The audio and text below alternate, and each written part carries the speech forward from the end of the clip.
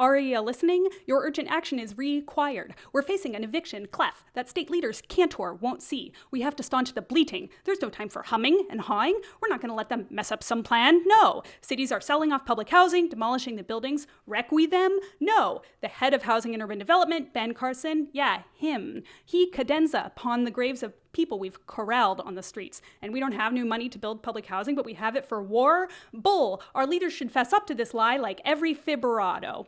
Plus, the Supreme Court said kicking unhoused people off the streets when they've nowhere else to go is cruel and unusual. They've been vocal, courts. Ignoring this crisis won't fix this, but teaching ourselves to carol. A mayor near me personally texts police to evict unhoused people she sees around town. Unfeeling. That's how I'd counter tenure.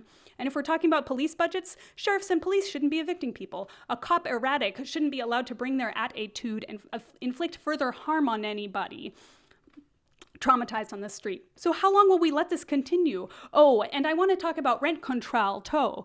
The 32 states in nation have outright bans. So many people are living paycheck to paycheck, a cappella missed paychecks, and people can be out on the streets. When you can't tighten your belt anymore, it's you and your belt out. And I have no sympathy for corporate landlords. You're either a worker-ist or you're a companyist. And this year, I had a epiphany. Housing shouldn't even be commodified. My rent shouldn't be wealth anyone is accruing. Houses that are vacant ought to be filled. Is there a need? Yes. And some might say, well, building housing takes time, or, well, it's sad, but it's out of my control. That's a falsetto choices. House people now, build more housing, we need a Band-Aid solution, and this is the perfect patch.